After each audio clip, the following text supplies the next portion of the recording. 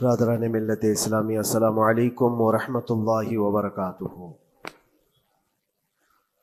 الحمد للہ وکفا وسلام علی حبیبہ المصطفیٰ، اما بعد فاعوذ باللہ من الشیطان الرجیم، بسم اللہ الرحمن الرحیم۔ ان عدۃ الشہور عند اللہ 12 شہرا فی کتاب اللہ یوم خلق السماوات والارض منها 4 حرم الى آخر هذه الآیہ۔ صدق اللہ مولانا العظیم۔ بارگاہ رسالت معاب صلی اللہ علیہ وسلم میں درود پاک کا ہدیہ پیش کریں۔ اللہم صل علی سیدنا و مولانا محمد معدن الجود والکرم وآلہ واصحابہ الکرام وابنہ الکریم وبارک وسلم صلاة دائمة سرمدا ابدا۔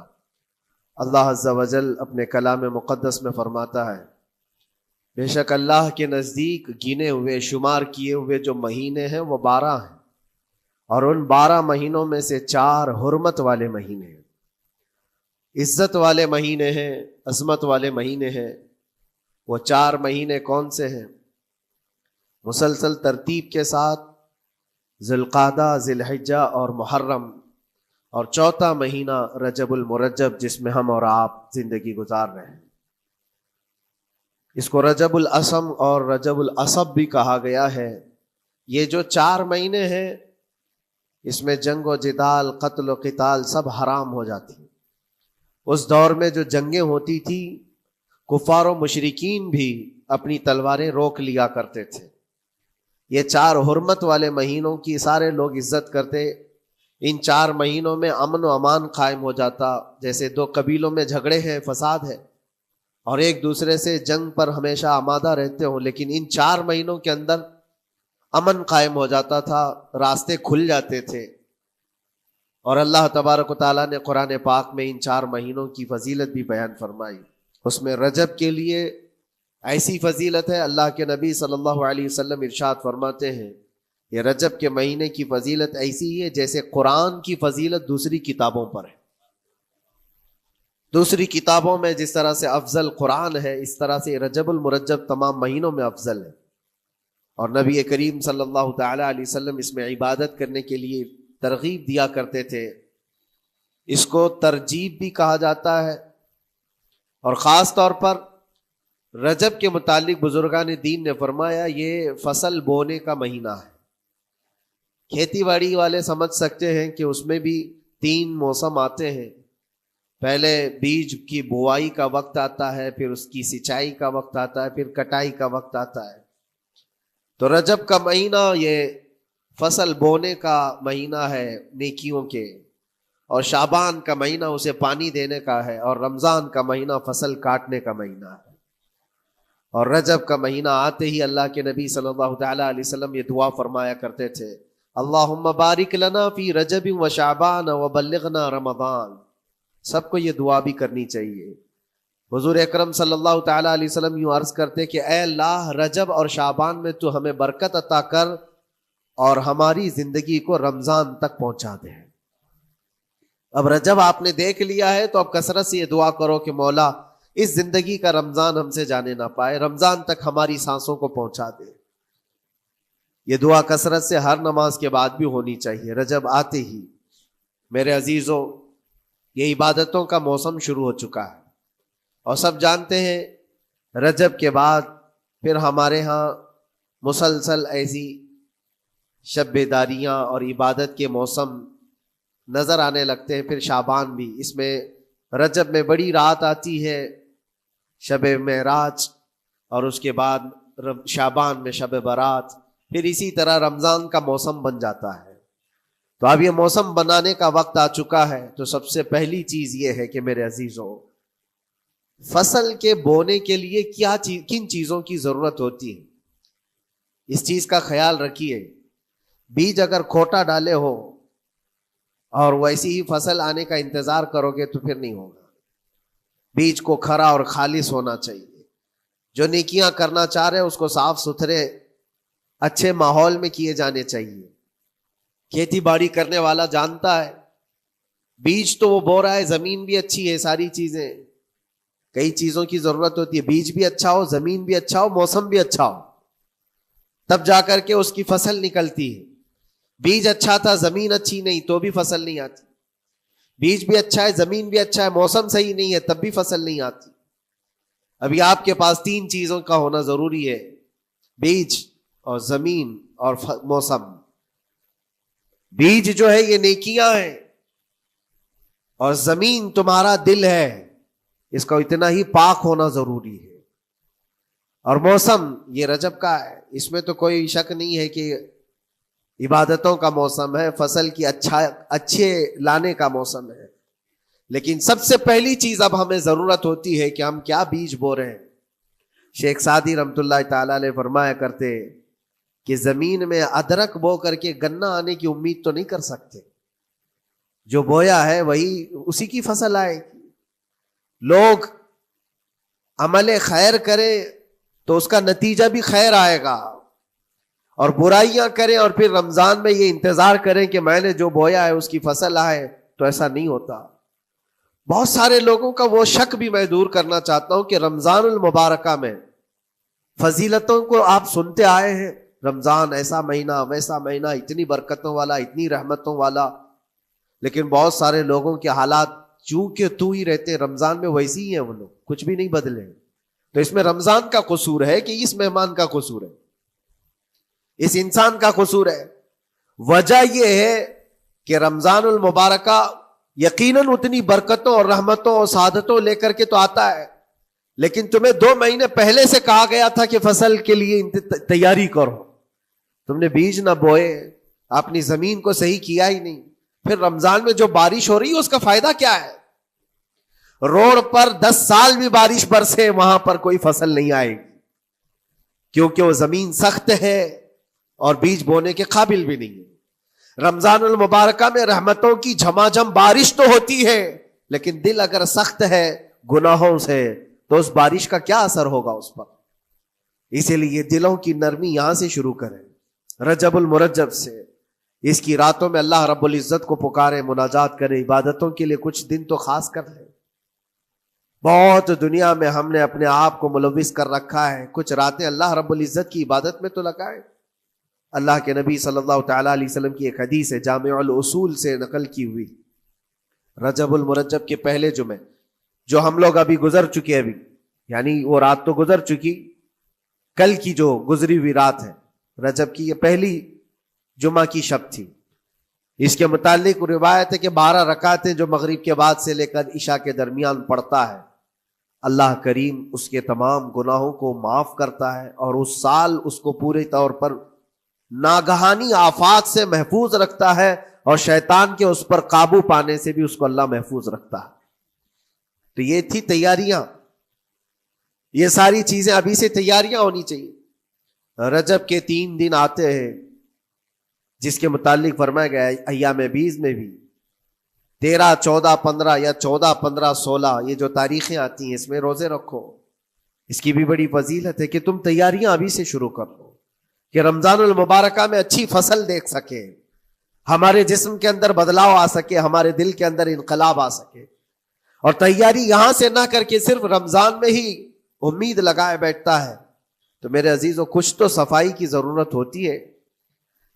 آپ نے اگر زمین خریدی کھیتی باڑی کی غرض سے اور گئے، وہاں جاتے ہی آپ نے سوچا کہ اس میں فصل آ جانی چاہیے، تو کسانوں سے پوچھو تو بتائیں گے آپ کو نہیں، زمین کو پہلے صاف کرنا پڑتا ہے، کچرے ہوں گے اس کے اندر بہت سارے، ہل چلاؤ یا کسی بھی طرح سے اس کو صاف کرو.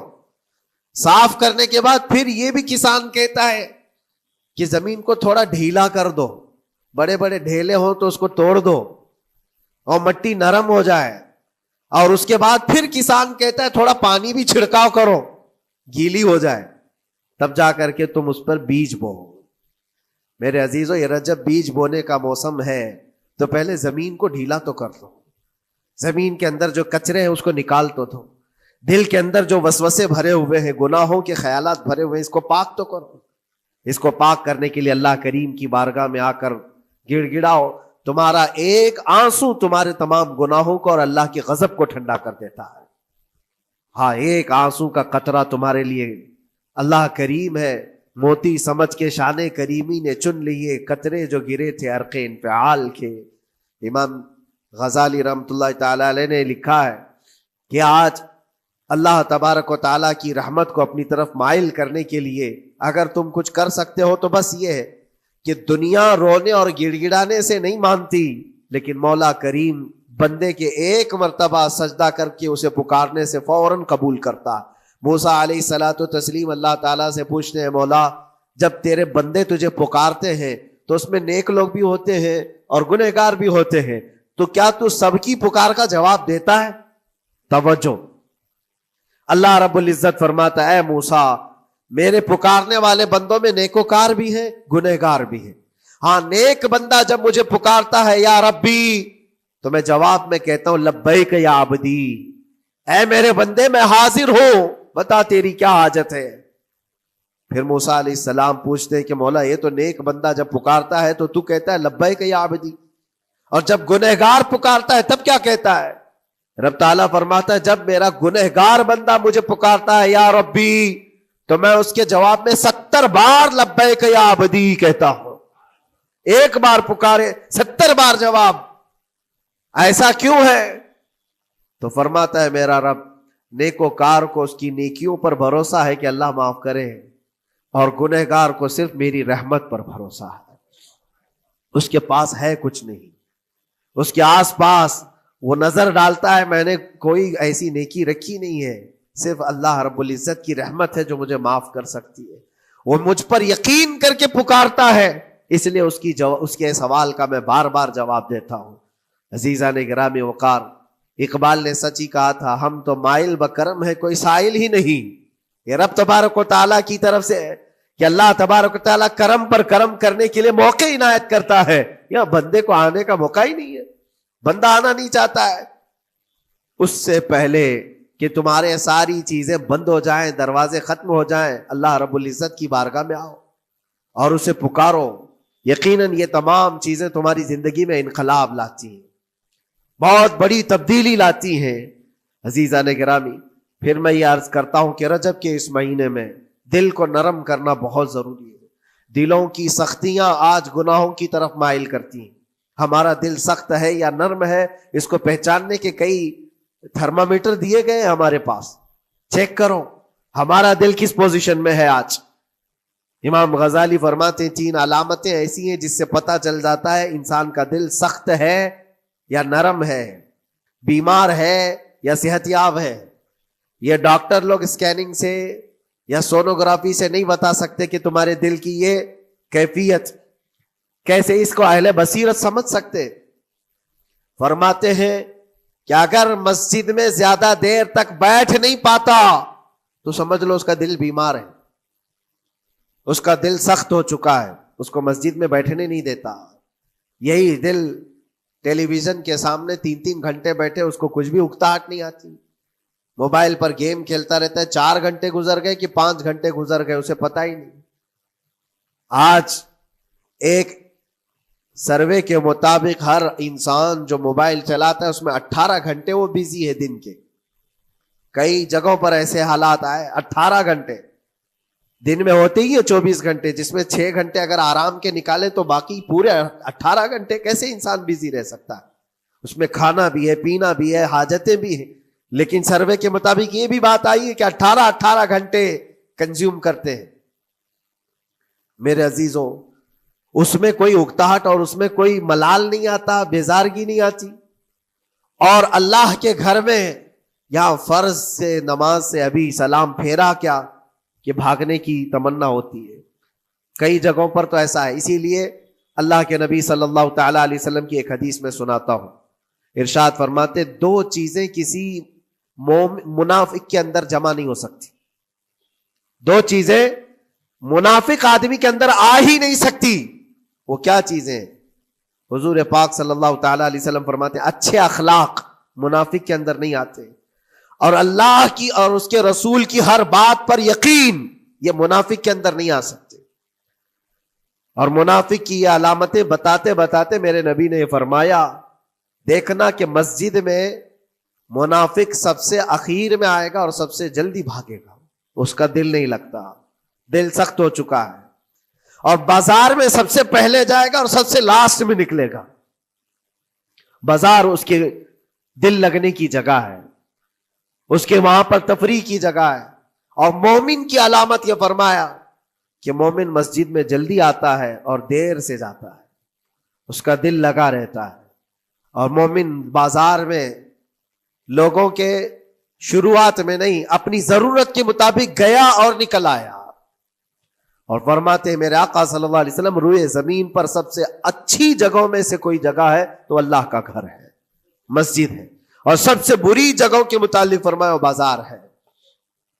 اب یہاں پر دلوں کے متعلق میں عرض کر رہا ہوں کہ کس کا دل کس پوزیشن میں ہے، اسے آج خود آزما لینا چاہیے. دوسری علامت، امام غزالی فرماتے ہیں قرآن پاک کھولے گا وہ صفحہ 2 صفحہ سے زیادہ پڑھ نہیں پائے گا، بند کرنے کا دل کرے گا. یہ تو چھوڑو اٹھانے کے بعد پڑھنے نہ پڑھنے کی بات ہے، کچھ تو چھونا بھی نہیں چاہتے، اٹھاتے ہی نہیں. سال پورا ہو گیا تو قرآن پکڑتے نہیں، تو پھر دل کی کیفیت کیا ہو چکی ہوگی، دل کیسا مریض ہوگا. بعض لوگ ہم سے یہ کہتے بھی تھے کہ حضرت پڑھنا تو آتا نہیں، کیا کریں گے قرآن کا. کہا اٹھانا تو آتا ہے. میں نے ان سے پوچھا قرآن اٹھانا تو آتا ہے، جب قسم کھانے کی بات ہوتی ہے تو کیسے قرآن اٹھا لیتے ہو، سر پہ رکھ لیتے ہو.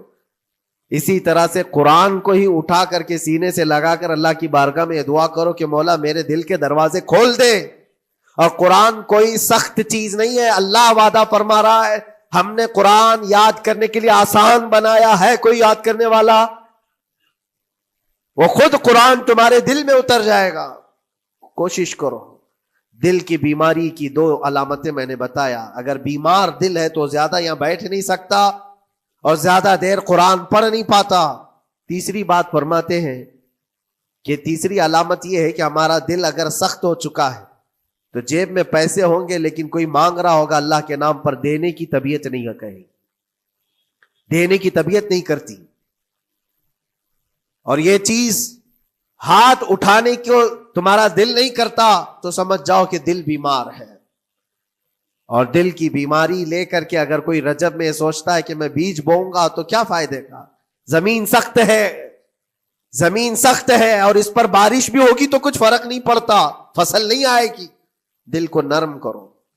اور ایک علامت میں بتاؤں، اور ایک علامت کہ دل نرم ہے یا سخت ہے، اس کی ایک علامت یہ بھی ہے، اللہ کا جب ذکر کرے، جنت کا جب ذکر کرے، جہنم کے عذابات کا ذکر کرے، قبر کے معاملات کا ذکر کرے، حشر کے سوالات کا ذکر کرے، تو اس کی آنکھیں ڈبڈبا جائیں اور آنسو نکل آنے لگیں. قرآن کی آیتیں سن کر کے اس کا دل ہلنے لگے اور آنسو آ گئے تو سمجھ جاؤ کہ اس کا دل نرم ہے. ابھی اس کا دل بیمار نہیں ہوا، ابھی اس کا دل بیمار نہیں ہوا. لیکن یہاں تو پوزیشن الگ ہے، سچویشن الگ ہے. ہم تو پتہ نہیں کن کن چیزوں میں رو لیتے ہیں، لیکن اللہ کا کلام سنتے ہوئے کسی کے کان پر جوں بھی نہیں رینگتی. لوگ تو گانوں پر تھرکنے والے اور نغموں پر اچھل کود کرنے والے وجد کی بات کرتے ہیں، لیکن اللہ کا کلام پڑھنے پر کوئی کسی کو وجد کیوں نہیں آتا. یہ ایمان کی علامت ہے. قرآن میں اللہ نے فرمایا اذا تلیت علیہم آیاتہ زادتہم ایمانا، جب اللہ کی آیتیں ان پر تلاوت کی جاتی ہیں، مومنین پر، ان کا ایمان بڑھ جاتا ہے. کیا آپ امام کے پیچھے قرات سن کر کے اپنے دل میں ہلچل محسوس کرتے ہیں؟ سننے کی طبیعت کرتی ہے. بلکہ ادھر نماز پڑھ کر کے جانے کے بعد آدھے گھنٹے کے بعد پوچھے آج پہلی رکعت میں کیا پڑھا تھا، دوسری رکعت میں کیا پڑھا، آپ کو پتہ ہی نہیں رہتا، یاد ہی نہیں امام صاحب کیا پڑھ رہے تھے. میں تو دکان کا حساب کتاب کر رہا تھا، کیا خبر ہے کہ انہوں نے کیا پڑھا. تو قرآن کو توجہ سے پڑھے ہوتے تو تمہارے دل میں بھی وہ باتیں اثر کر رہی ہوتی. میرے عزیزوں، کتنے ایسے لوگ ہیں جو صرف اور صرف قرآن پاک کی تلاوت کی وجہ سے دلوں کو نرم کر دیا گیا ہے. میں اسی بات پر آج فوکس کر کے ختم کر دوں گا.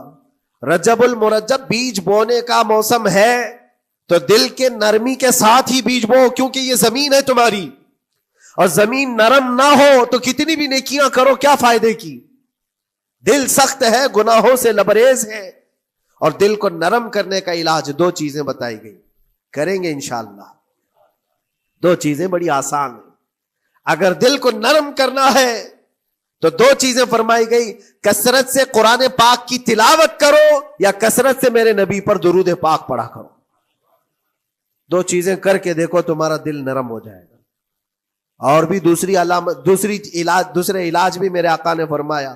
ایک صحابی آئے تھے، انہوں نے عرض کیا یا رسول اللہ صلی اللہ علیہ وسلم، لوگ آپ کے پیچھے نماز پڑھتے ہیں تو زاروں قطار رونے لگتے ہیں، جب آپ دعا کرتے ہیں تو وہ دھاڑے مار کر کے روتے ہیں، میں کبھی رو نہیں پاتا، میرا رونا نہیں آتا، میں بھی قرآن سنتا ہوں، میں بھی آپ کے پیچھے نماز پڑھتا ہوں. تو حضور پاک صلی اللہ علیہ وسلم نے فرمایا تمہارا دل سخت ہو گیا ہے، تمہارا دل سخت ہو گیا ہے. انہوں نے کہا کیا کروں، علاج کیا ہے اس کا؟ وہ مسیحائے امت ہے میرے آقا، ہر ایک کا علاج جانتے ہیں، کس کو کون سا علاج دینا ہے. نبی پاک صلی اللہ تعالی علیہ وسلم فرماتے ہیں جاؤ کسی یتیم بچے کے سر پر ہاتھ پھیرو، اللہ تمہارا دل نرم کرے گا. ان کے لیے وہ علاج رکھا گیا تھا. جس کو جیسا علاج بتایا میرے آقا صلی اللہ علیہ وسلم نے، کسی یتیم کے سر پر ہاتھ پھیرو، دل نرم ہوگا. لیکن دل کے نرم ہونے کے علاج اللہ کے نبی صلی اللہ علیہ وسلم کے شفا خانے میں ہے. ہاتھ سے آپ کثرت سے درود پاک پڑھو، پھر دیکھو آپ کے دل کے اندر انقلاب آتا ہے یا نہیں آتا. آپ کے چہرے کا نور بڑھ جائے گا، زبان کا اثر بڑھ جائے گا، عمل خیر کی طرف رغبت بڑھ جائے گی. کثرت سے جب بندہ حضور پاک صلی اللہ علیہ وسلم پر درود پڑھتا ہے، اس کی زبان سے جھوٹ نکل جاتا ہے، گالی اس کی زبان پر نہیں آ پاتی ہے، کیونکہ وہ پاک کرتا چلا جاتا ہے اپنی زبان کو اللہ کے نبی کا نام لے کر کے. میرے عزیزو، اس میں دقت کیا ہے درود پاک کثرت سے پڑھنے میں؟ آپ جہاں چل رہے ہو، پھر رہے ہو، اٹھ رہے ہو، بیٹھ رہے ہو، انتظار میں ہو، سونے کے لیے جا رہے ہو، زبان ہی تو ہلانا ہے میرے نبی پاک صلی اللہ علیہ وسلم کی بارگاہ میں درود پڑھ کر کے. اور ضروری نہیں ہے کہ بہت لمبے لمبے درود پاک آپ کو یاد کرنے ہو، صلی اللہ علیہ وسلم بھی پڑھ لیا تو یہ درود پاک ہے، یہ درود پاک ہے. یا تو پھر الصلاۃ والسلام علیک یا رسول اللہ کہتا ہے تو یہ بھی درود پاک ہے، درود پاک ہے یہ. اور دل کو جب نرم ہو جائے گا تو انشاءاللہ العزیز آپ اس کے اثر بھی دیکھیں گے، اس کے اثر بھی دیکھیں. کیسے کیسے لوگوں کی بات میں کروں میرے عزیزوں. آپ کو پتا ہے تاریخ کے اوراق الٹ کر کے دیکھو.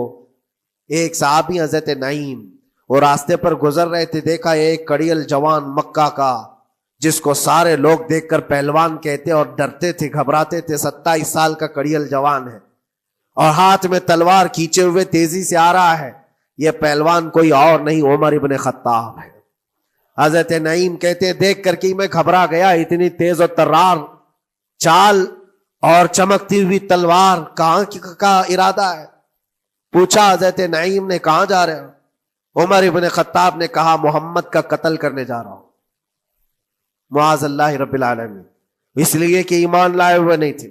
یہ دلوں کی سختیاں ہیں، یہ دلوں کا منجمد ہونا بتا رہا تھا کہ وہ نبی پاک صلی اللہ علیہ وسلم کے قتل کے لیے نکلے. حضرت نعیم نے صرف راستہ روکنے کے لیے ان سے کہا ان کا بعد میں قتل کرنا، پہلے تیری بہن اور بہنوی کا گھر بھی دیکھ لے، وہ بھی تو کلمہ پڑھ رہے ہیں، وہ بھی تو کلمہ پڑھ رہے ہیں اسی رسول کا. تو غصہ اور بڑھ گیا کہ میرے گھر میں یہ ہو چکا ہے، میں تو جس کا قتل کرنے جا رہا ہوں وہ میرے گھر تک آیا ہوا ہے. کہا پہلے میری بہن اور بہنوی کا کام تمام کرتا ہوں. اسی غرض سے وہ آئے تھے. اور جس وقت اپنے بہن کے گھر کے باہر کھڑے تھے، اتفاق ایسا کہ اندر سے قرآن کے پڑھنے کی آواز آ رہی تھی.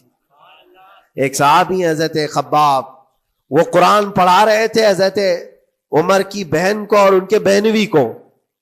اور کیا بہترین انداز رہا ہوگا، جو رسول اللہ سے ڈائریکٹ سنے ہوئے لوگ تھے، اللہ کا کلام اترا ہوا ہے جن کے اوپر، وہ اس وقت حاضر رہے ہوئے لوگ ہیں، قرآن کو پڑھ رہے تھے. طٰہٰ ما انزلنا علیک القرآن لتشقی الا تذکرۃ لمن یخشی. عرب لوگ اچھی طرح سے جانتے تھے ایک ایک حرف کا معنی کیا ہوتا ہے، وہ عربی جانتے تھے، ان کی مادری زبان تھی.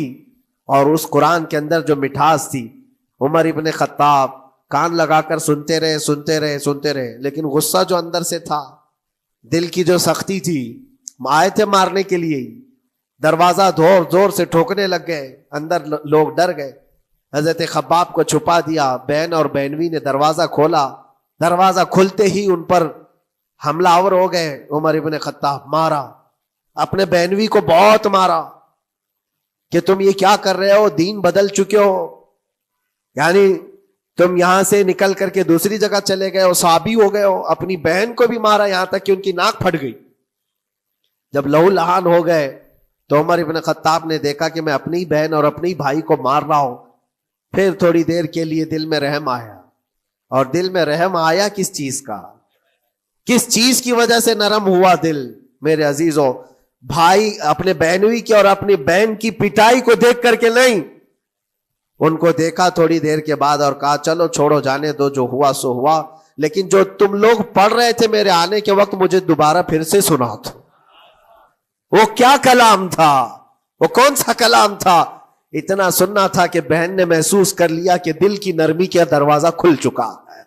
یہ قرآن ہے جس نے دلوں کے دروازے کھولے ہیں. مکہ والوں کے قرآن ہے، دل کی نرمی کی طرف دروازہ کھل چکا ہے. تو عمر ابن خطاب سے کہا کہ تم غسل کر لو، تم پاک ہو جاؤ، ہم قرآن تمہیں سناتے ہیں. اور انہیں پاک کیا گیا تو حضرت خباب جلدی سے باہر آئے، کہا میں سناتا ہوں. حضرت عمر کو جب یہ آیتیں سنائی گئی جھوم کر کے سننے لگے. قرآن کی وہ آیتیں 16 یا 17 آیتیں ہی سن پائے تھے کہ ان کے جسم کے اندر راشا تاری ہوا، کپ کپی آئی. کہا کہ چلو محمد کے پاس صلی اللہ تعالی علیہ وسلم، مجھے لے کر کے چلو، میں ان سے بات کرنا چاہتا ہوں.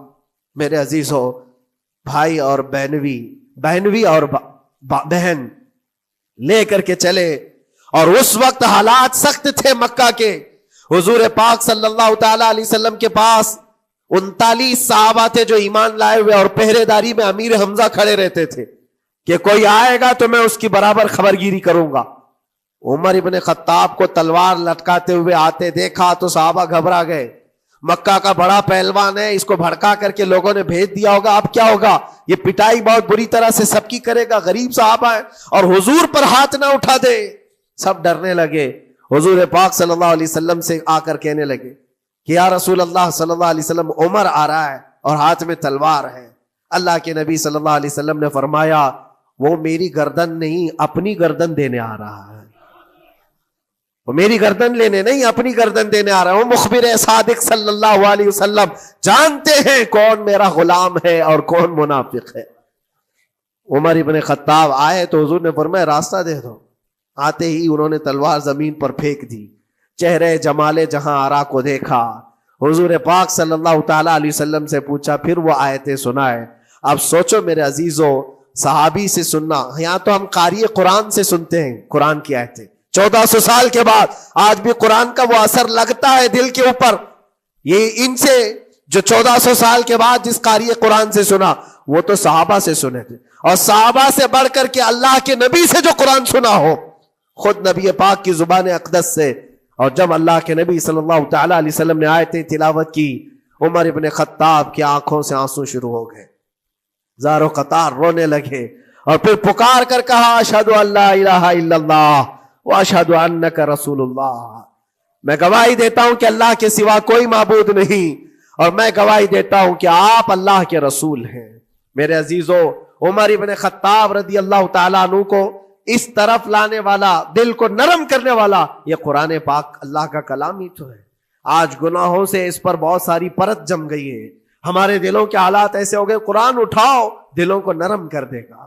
اور رجب المرجب میں قرآن کو پڑھو گے زمین نرم ہو جائے گی، اور پھر اس کی برکتیں تم رمضان میں دیکھو گے.